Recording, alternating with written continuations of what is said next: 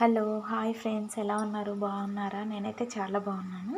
So రేపటి కోసం ఇడ్లీ అయితే చేస్తున్నాను. దానికోసం ఏం నానబెట్టుకున్నాను చూడండి. ఇవి వచ్చేసి రాగులు, తర్వాత జొన్నలు, సజ్జలు, ఈ మూడు అనమాట. చూడండి, చూస్తున్నా కదా. ఇక్కడ వచ్చేసి మినప్పప్పు. రేపు ఇడ్లీలు ఎలా వస్తాయో చూపిస్తాను ఒకసారి. ఇప్పుడే నానబెట్టుకున్నాను. ఇవి నైట్ అంతా నానతాయి కదా. సో ఇంకా రేపు చూపిస్తాను ఎలా వచ్చిందో. సో ఇప్పుడైతే కాకరకాయ ఫ్రై అయితే చేస్తున్నాను ఈ రోజుకి. చూడండి, కాకరకాయలు పైన ఉన్న పొట్టు అయితే తీసేయండి, ఎందుకంటే ఆ పొట్టు బాగా చేదు వచ్చేస్తుంది. అందుకని నేను పొట్టు అయితే వేసుకొని ఇలా మంచిగా ఫ్రై అయిపోతుంది అనమాట. ఆయిల్లో కొంచెం ఆయిల్ ఎక్కువ పడుతుంది, కానీ సూపర్ ఉంటుంది, టేస్ట్ చాలా బాగుంటుంది. ఓకేనా? సో దాని తర్వాత కొబ్బరి అండి. ఎర్లీ మార్నింగ్ బ్రష్ చేసిన తర్వాత ఇలాంటిది ఒక్కటంటే ఇందులో 2 ముక్కలు వస్తాయి కదా. ఇది మార్నింగ్ బ్రష్ చేసిన తర్వాత తినండి. దీనివల్ల చాలా బలం ఉంది అండ్ చాలా మంచిది. అందుకే చాలా బాగుంది, టేస్ట్ అయితే సూపర్ ఉంది. ట్రై చేయండి ఒకసారి. కొబ్బరి ప్లస్ బనానా ఈరోజు నా టిఫిన్. హెల్తీ ఫుడ్ కదా, మీరు కూడా ట్రై చేయండి. సో ఒక కప్పు టీ అయితే పెట్టుకుంటున్నాను, కొంచెం తలనొప్పిగా ఉంది అని చెప్పి. ఓకేనా?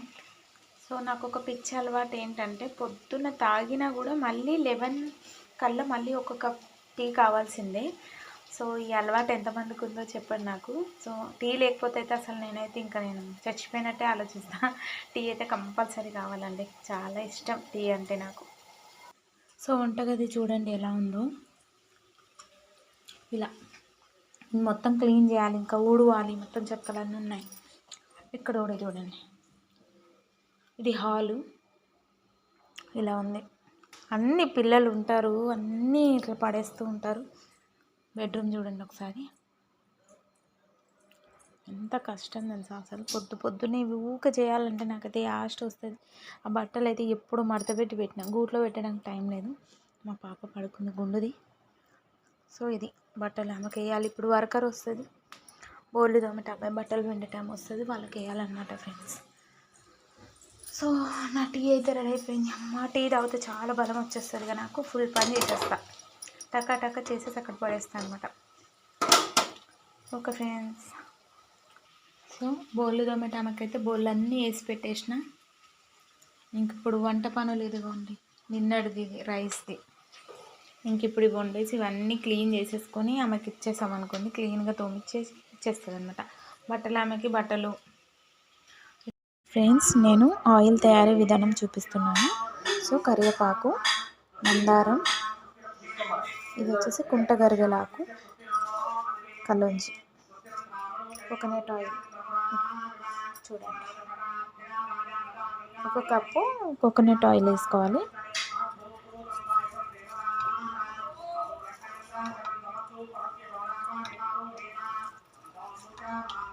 సరిపోతుంది. అందులో ఫస్ట్ కలోంజి,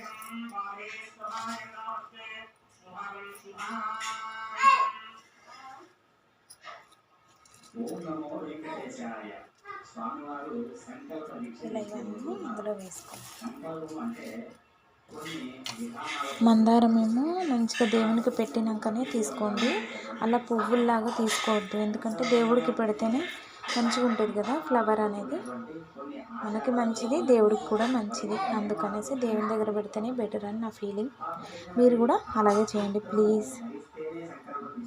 ఎందుకంటే పువ్వు జన్మ ఎత్తింది దేవుడి దగ్గరికి వెళ్ళాలని కదా, అందుకని చెప్తున్నాను. ఇది పొయ్యి పెట్టుకుందాం రండి. పెట్టుకొని స్టవ్ వెలిగించి చిన్న ఫ్లేమ్ చిన్నగా కలిపేసుకోవాలి. ఇంకా ఏంద్ర చిల్లకాడ కూర్చోప పోనీ, దగ్గరగా అయ్యేంత వరకు చూపిస్తాను. ఫ్రై అయిపోవాలన్నమాట, అంటే ఇలా పట్టుకుంటే ఆకు క్రిస్పీగా అయిపోవాలి. సో అప్పటిదాకా కూడా మీరు మంచిగా వేపండి, కానీ బాగా బ్లాక్గా కాదు, గోల్డెన్ కలర్ దాకా. ఆయిల్ అయితే చాలా బాగా వర్కౌట్ అవుతుంది. నాకైతే డెలివరీ తర్వాత చాలా హెయిర్ ప్రాబ్లం అయింది, కానీ ఇప్పుడు సూపర్ హెయిర్ గ్రోత్ వస్తుంది. ట్రై చేయండి కంపల్సరీ. ఈ ఆయిల్ బయట ఆయిల్స్ కంటే కూడా ఇదే బెటర్. ఓకేనా, ట్రై చేయండి. Okay friends. సో ఫ్రెండ్స్, ఇలా మంచిగా క్రిస్పీగా అయిపోవాలన్నమాట. ఇలా సౌండ్ రావాలి. తర్వాత ఆయిల్ కలర్ చూడండి, ఇలా మంచి గ్రీన్ టు రెడ్ కలర్ లాగా ఉంటుంది. ఇది ఇంకా కొంచెం వేగిపోయిన తర్వాత ఆయిల్ని అయితే నేను ఫిల్టర్ చేస్తాను. కొంచెం చల్లారాలి, ఇది ఇందులోనే చల్లారాలి. అప్పుడే మనకి ఇందులో ఉండే ఇంకేమన్నా ఉంటుంది కదా బలం, అది అందులోకి వెళ్తుంది. ఇప్పుడు స్టవ్ ఆఫ్ చేసుకోవచ్చు. ఓకేనా ఫ్రెండ్స్.